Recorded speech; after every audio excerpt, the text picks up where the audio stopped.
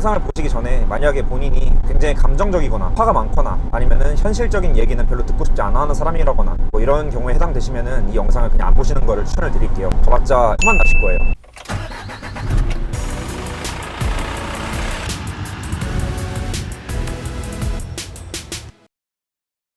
안녕하세요 여러분, 트럭청년입니다. 오늘은 다소 좀 무거운 얘기를 하게 되었습니다. 화물 운송업계의 운임 단가는 왜 계속 떨어질 수밖에 없는 것인가, 다시 말해서 왜 계속 돈이 안 벌리는 구조로 가고 있는 것인가, 이거에 대해서 한번 얘기를 해보도록 하겠습니다. 오늘 말씀드리는 주제는 굉장히 현실적이고 또 냉담한 그런 주제예요. 새로 들어오시는 분들에게 겁을 주려는 게 아니라 진짜 현실이 이렇다라는 거를 말씀을 드리는 거고요. 지금 현재 일을 하고 계신 분들에게도 굉장히 민감할 만한 그런 내용들이 줄을 이루고 있습니다만 어쨌든 간에 현실을 얘기를 하고 있는 겁니다. 뭐 작년에도 그랬지만 요즘에도 제가 활동하던 네이버 카페를 들어가 보면은 다들 뭔가 굉장히 악에 받쳐있는 듯한 모습을 볼 수가 있어요. 사실 지금 일을 하고 계신 분들이 악에 받칠 만한 상황은 대략 두 가지겠죠. 운행을 했는데 운임을 안 준다거나 아니면은 운행 단가가 터무니없이 낮다던가, 대략 요 정도의 주제에서 굉장히 많은 글들이 올라오고 있는데요. 제가 이걸 보면서 정말 안타까운 거는 막 운수회사가 화주가 나쁜 알선소가 이런 식으로 얘기를 해도 정작 우리에게 있어서 정말 중요한 운임 단가 자체는 모르기가 힘들다는 거예요. 이게 구조적으로 그렇습니다. 이게 왜 그러냐면요, 저는 이 문제를 두 가지라고 저는 생각을 했습니다. 자, 첫 번째는 말 그대로 시장 구조적인 문제가 있고요, 두 번째는 정치적인 문제예요. 이거에 대해서 한번 두 가지 짚고 넘어가 볼게요. 첫 번째, 굉장히 간단합니다. 이건 여러분들도 모두 알다시피 아주 간단한 시장의 원리입니다.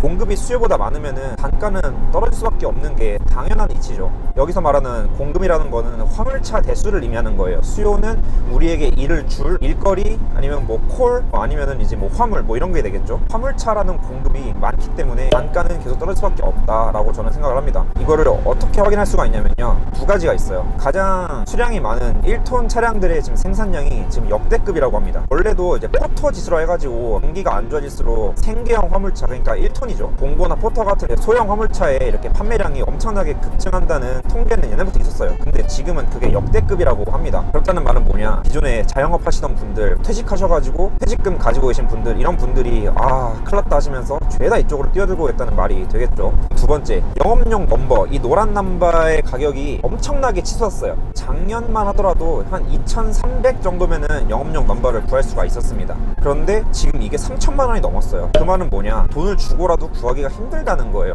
엄청나게 많은 신규 진입자들이 있다는 거를 반증하는 그런 지표들인 거죠. 화물차 판매 대수와 영업용 넘버 가격의 폭등, 이 두 가지가 신규로 이 화물 업계에 진출하시는 분들이 얼마나 많은지를 보여주는 좋은 지표라고 얘기할 수가 있을 것 같습니다. 근데 진짜 문제는 다른 데 있어요. 이 구조적인 문제라는 거는 단순히 이 화물차 대수가 너무 많아져가지고 생기는 것보다는 운송 시장 자체에 대한 문제에서 좀 기인을 합니다. 그게 뭐냐면은 바로 콜이에요. 대부분 이제 화물차 하시는 분들이 뭐 지입이라든지 이런 거를 제외하면은 거의 보통 개인 영업으로 이렇게 시작을 하시잖아요. 개인 영업이라고 하는 거는 개인 용달, 뭐 개별 화물 이런 거를 모두 다 아우르는 말인데, 그런 화물차들의 특징은 고정된 일자리가 없고 휴대폰 어플리케이션 콜을 받아가지고 운행을 그때그때 합니다. 근데 여기에는 문제가 있어요. 이 콜이라는 거는 전국 네트워크망이기 때문에 어디선가 발생한 콜은 전국 어디서든 찾을 수가 있다는 거예요. 쉽게 말해서 이런 거예요. 경남 어딘가에서 서울로 올라가는 콜이 있다고 칩시다. 이거를 엄청 터무니없는 가격에 내놓은 거예요. 예를 들어서 제가 3.5톤이니까 3.5톤으로 비율을 드리자면은 10만원 후반대에는 받아야 되는 거를 21만원에 부산에서 서울까지 가는 5팔레트짜리 짐을 내놓은 거예요. 그러면은 기존에 일하던 사람들은 이렇게 생각하겠죠. 이거를 이 돈 주고 보낸다고? 이렇게 얘기를 할 텐데,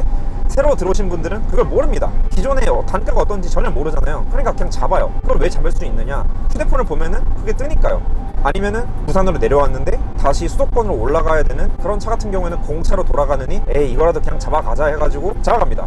이런 식으로 어떻게든 가격이 낮든 조건이 안 좋든 누군가 잡아갈 사람은 잡아가기 때문에, 그러면 이 콜을 올리는 사람 입장에서는 이것 봐라, 이렇게 했는데도 이걸 잡아가네? 그러면은 다음에 한 번 더 내려봅니다. 한 10,000원을 더 내린다 칩시다. 근데 그것도 잡아가요. 그러면 다음에는 5,000원을 더 내리겠죠. 내렸으면 내리지 절대 올릴 리가 없잖아요. 물론 그 와중에도 여기까지는 이제 안 잡히는구나, 가격을 올려야겠다 싶으면은 이제 10,000원씩 5,000원씩 이런 식으로 올리겠죠. 하지만 결국은 이런 식으로 반복이 되다 보면은 최저가에서 머무를 수밖에 없다는 게 지금 현실이고요. 화물차 대수 자체도 엄청나게 늘어나버린 상황인데 화물 단가마저도 그냥 계속 내려가고 있다. 제가 생각하기엔 이게 주된 문제가 되는 거고요. 그래서 이제 많은 분들이 정부에다가 요구를 합니다. 이거 자체는 당연히 좋은 방향이고 이렇게 건전한 게 맞는데, 실질적으로 정부가 개입해가지고 화물차 운임, 그러니까 화물차에 받는 요금에다가 가격을 딱 정해줄 수는 없어요. 왜냐면은 이거는 우리들의 화력이 부족해서가 아닙니다. 이거는 정치적인 거랑 연관이 되어 있어요. 자, 봅시다. 화물 운임에다가 기본 요금을 부과한다는 거는, 그러니까 최저 운임을 만들어가지고 운임료를 높인다는 거는 바꿔 말하면은 대한민국의 물가를 전반적으로 올려버리겠다는 말이나 똑같은 말이에요. 이거는 절대 할 리가 없어요. 그렇잖아요. 물가를 전방위적으로 올려버리겠다라고 하는데 과연 일반 사람들이 그 정책을 발의한 쪽에다가 표를 줄까요? 비난만 하겠죠.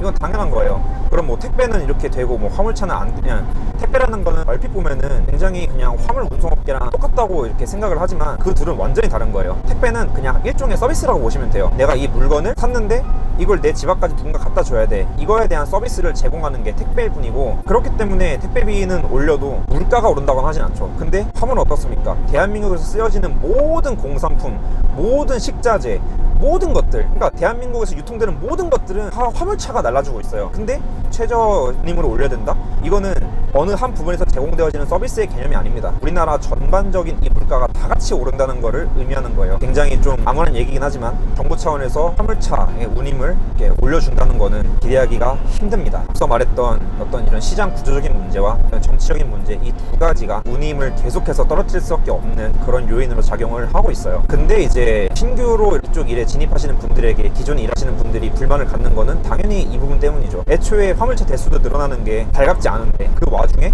새로 들어오신 분들은 아예 그냥 단가고 그 다음에 뭐 운임이고 아무것도 모르니까 그냥 닥치는 대로 다 잡을 게 아니냐라는 얘기예요. 실제로 또 그렇기도 하고요. 제가 일을 처음에 시작했을 때가 작년 완전 초였는데, 그때 같은 경우에는 울산에서 수도권으로 올라오는 이 3.5톤 배차가 대략 한 25만원 정도가 됐었어요. 근데 지금은 18만원, 19만원 이럽니다. 단가가 뚝 떨어져 버린 거죠. 근데 울산에서 서울 올라가려면 기름값이 최소 6만원이 들거든요. 3.5톤 같은 경우에. 그러니까 이런 식으로 계속 운임이 떨어지다 보면은 결국에는 뭐 다 죽자는 얘기냐라고 하는 게 현재 지금 현업에서 일하고 계신 분들의 이야기입니다. 그리고 한 가지 더 얘기하자면은 콜이란 거에 대한 특성도 한번 잘 생각을 해보셔야 돼요. 콜은 애초에 고정이 아니에요.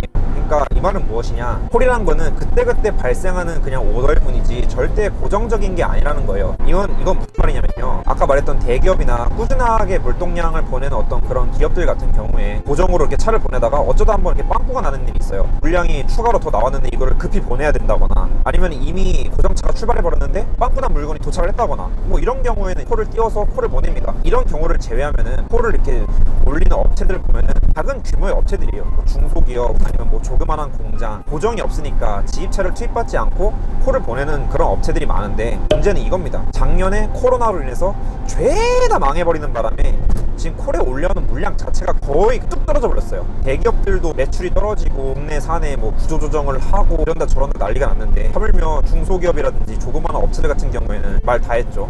굉장히 작년 올해 많은 곳들이 망했고, 때문에 콜을 올린 업체들 자체도 줄어들어 버린 상태입니다. 그 와중에 아까 말했던 것처럼 계속해서 화물차들은 늘어나만 가고 있고요. 그러니까 마지막으로 세 가지로 정리하면 이렇게 될 수 있겠네요. 콜 어플이란 것에 대한 어떤 구조적인 한계, 그 다음에 두 번째로는 화물 운송 업계에 대한 구조적인 문제, 세 번째로는 정치적인 문제, 이렇게 해가지고 가면 갈수록 화물 운임 단가는 떨어지는 와중에 추석치에서 고착화가 되어버리지 않을까, 저는 이렇게 생각을 하는데 굉장히 어두운 얘기네요. 그래도 지금 아까 말했던 네이버 카페에서 구체적으로 콜어플을 만들어가지고 업체랑 개인이랑 1대1로 하고 회원들끼리 이렇게 오더를 돌릴 수 있는 그런 시스템을 지금 개발 중이라고 하니까 기대를 굉장히 하고 있습니다. 많은 분들이 굉장히 또 힘들고 뭐 화물 아니면 뭐 다른 자영업도 할 거 없이 그냥 다 지금 힘든 그런 상황인데요. 언젠가는 이 힘든 나날도 지나가고 또 봄이 오겠죠. 네, 오늘 어떻게 보면은 새로 시작하시는 분들에게는 겁만 잔뜩 주는 얘기고, 그 다음에 기존에 이미 일하시고 계신 분들한테는 굉장히 화나고 민감할 수밖에 없는 그런 주제였는데, 어쨌든 간에 이게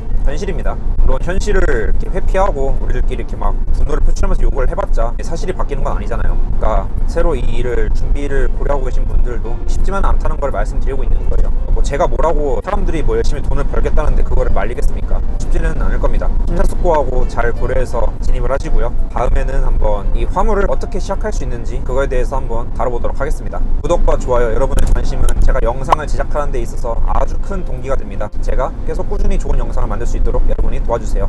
감사합니다. 트럭청이었습니다. 바이바이.